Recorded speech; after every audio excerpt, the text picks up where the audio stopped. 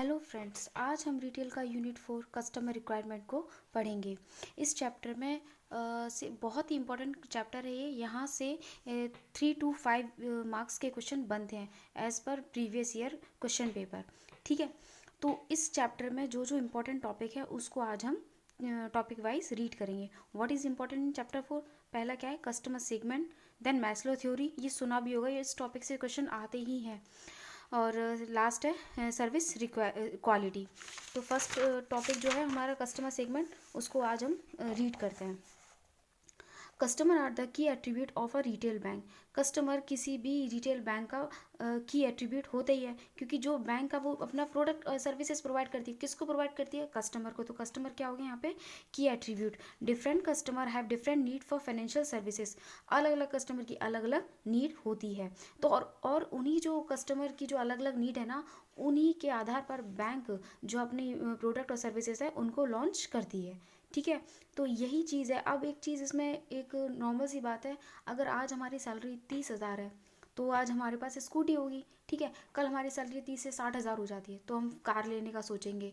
मतलब जैसे जैसे किसी पर्सन की इनकम लेवल में इंक्रीमेंट होता है, तो वैसे वैसे उसकी जो नीड है ना वो भी बढ़ती जाती है, और उन्हीं नीड के आधार पर बैंक अपना जो भी प्रोडक्ट या सर्विसेज है उसको डेवलप करती है।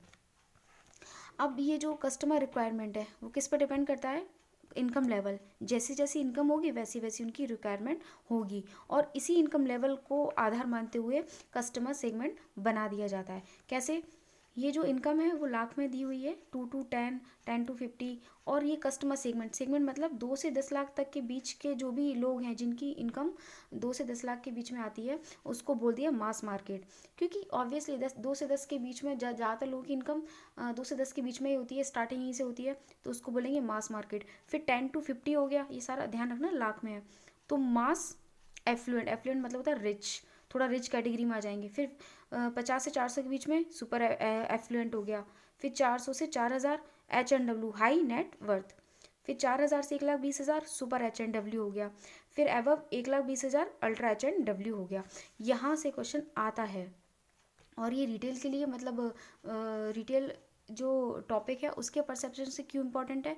क्योंकि बैंक अपनी जो प्रोडक्ट है या जो सर्विस है वो कैसे डिसाइड करेंगे कि कस्टमर की नीड क्या है, और कस्टमर की नीड किस पे डिपेंड करेगी? कस्टमर की इनकम कितनी है। तो उसी के आधार पर ये कस्टमर सेगमेंट को डिवाइड किया जाता है। चलिए अब नेक्स्ट टॉपिक देखते हैं अपना, Maslow theory and customer requirement. इसमें क्या है? Abraham Maslow in his theory of motivation had stated that people are motivated to achieve certain need। मतलब एक अब्राहम मैस्लो हैं जिन्होंने अपनी एक थ्योरी दी हुई है, थ्योरी ऑफ मोटिवेशन। उसमें क्या कहा गया है? तो जो पीपल हैं, लोग हैं, वो मोटिवेट होते हैं किसी भी चीज़ को अचीव करने के लिए। When one need is fulfilled a person seeks to fulfil the next one. कोई भी इच्छा, अगर एक नीड आपकी पूरी हो जाती तो हम डेफिनेटली दूसरी नीड के लिए आगे बढ़ जाते हैं।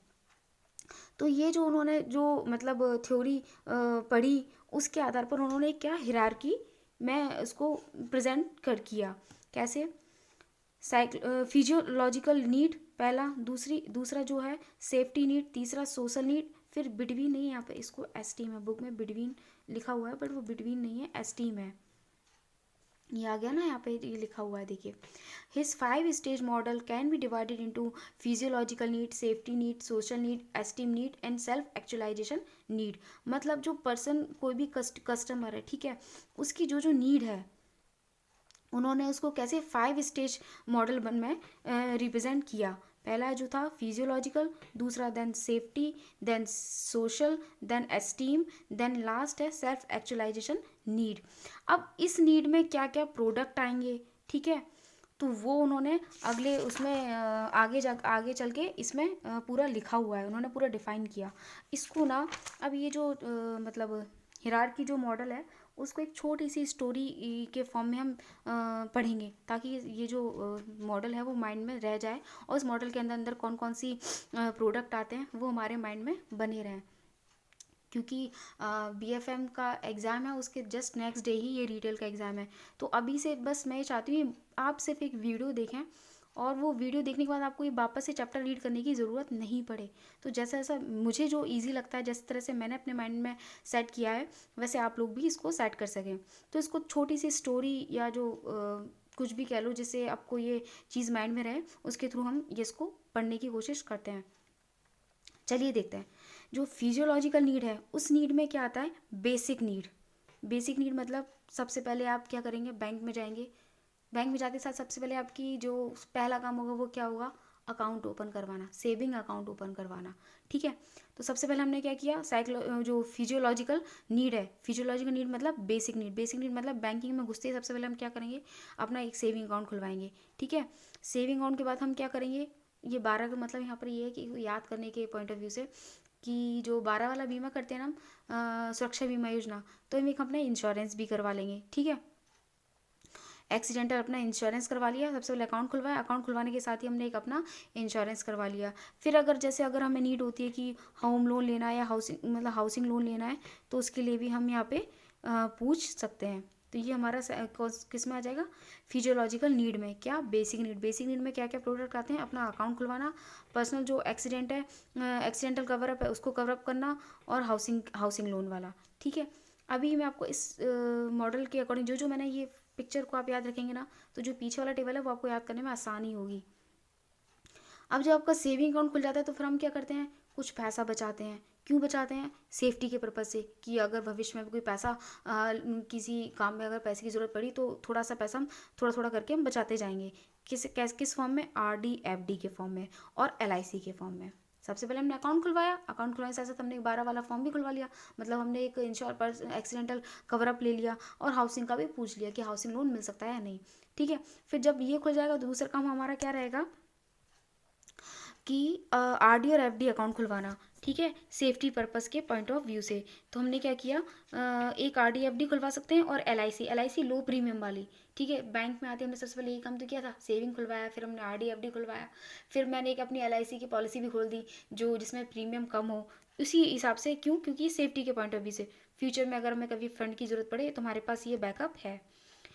फिर क्या करते हैं? जैसे जैसे अब हमें लगता है कि हमारी सेफ्टी की नीड भी पूरी हो गई, तो हम थोड़ा सा सोशल होने की कोशिश करते हैं, मतलब सोशल हमारा स्टेटस बढ़े। तो वो कैसे बढ़ेगा? कार लोन लेके, होम लोन लेके, और अदर जो भी महंगे प्रोडक्ट है बैंक के, मतलब जो भी ऐसे प्रोडक्ट जिससे अपना सोशल स्टेटस बढ़ सकता है, वो हम सब इसमें लेंगे। तो सोशल नीड के अंदर क्या आ जाएगा? Car loan, home loan. ठीक है, फिर जो ये फोर्थ नीड है, सोशल भी होगा, सोशल के बाद ये एस टीम है, यहाँ पे बिटवीन नहीं है, एस टीम का मतलब होता है स्पेशल। ठीक है, जब सोशल होगा, सोशल होने के बाद हम क्या होंगे? स्पेशल। इसको याद करने का फॉर्म है। ठीक है, सबसे हमारा बेसिक नीड होगी, बेसिक के बाद हम सेफ्टी पे आएंगे, सेफ्टी के बाद हम सोशलाइज होने की कोशिश करेंगे, और सोशल होने के बाद फिर हम क्या करेंगे? एस टीम यानी स्पेशल। इसके अंदर क्या खोलते हैं? स्पेशल टर्म डिपॉजिट अकाउंट और स्पेशल टर्म इंश्योरेंस प्रोडक्ट। ठीक है, special term deposit product and then special term insurance product. अब हमने सोचा यार हम तो सोशल भी होगा, सोशल होने के बाद हम स्पेशल भी होगा। अब हमने यार पूरा 60 साल आफ्टर 60 का मतलब है जब हमारे पूरे 60 साल गुजर गए, अब रिटायरमेंट का टाइम आ गया, तो हमने खुद के बारे में कुछ सोचा है या नहीं? मतलब आफ्टर रिटायरमेंट हम क्या करेंगे उसके बारे में सोचा है या नहीं? तो जो आफ्टर रिटायरमेंट वाले जो भी प्रोडक्ट होंगे पेंशनर से रिलेटेड, वो सारे किस में आएंगे? सेल्फ एक्चुअलाइजेशन नीड में। अब ये वाला चीज़ आप टेबल को पढ़ते टाइम देखेंगे ना, याद रखेंगे ना, तो टेबल को याद करने में आपको आसानी होगी।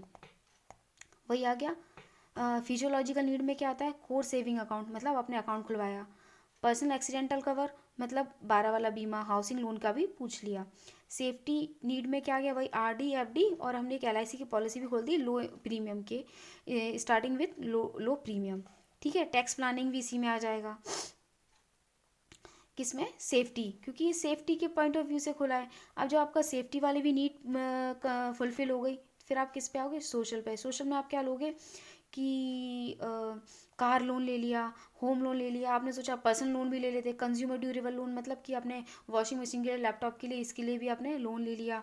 ठीक है, जितने भी महंगे प्रोडक्ट है, retail gold coin, health policy, investment product, unit link insurance, जितने भी महंगे महंगे प्रोडक्ट हैं वो सब किस में आ जाएंगे? आपके सोशल नीड में। क्यों? क्योंकि ये सोशल होने के लिए, सोशल स्टेटस बढ़ाने के लिए, इसको ऐसे याद रख लीजिएगा।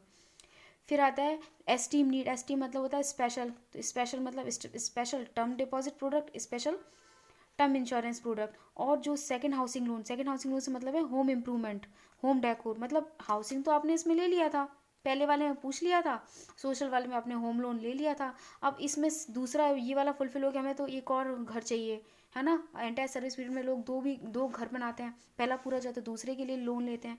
तो जो सेकंड वाला है, या उसमें जो होम इम्प्रूवमेंट रेनोवेट कराना है या होम डेकोर कराना है, तो वो किस में आएगा, एसटी में। यहाँ पर हम पूछे थे किसमें, साइकोलॉजिकल फिजियोलॉजिकल नीड में, होम लोन का, हाउसिंग लोन का। फिर सोशल नीड में हमने होम लोन ले लिया था, अब उसको भी हमने और अच्छा करना है तो एसटीम नीड में भी आ जाएगा special term deposit, term insurance. और जो सेकंड हाउसिंग वाला है वो आ जाएगा आपका एसटीम नीड में।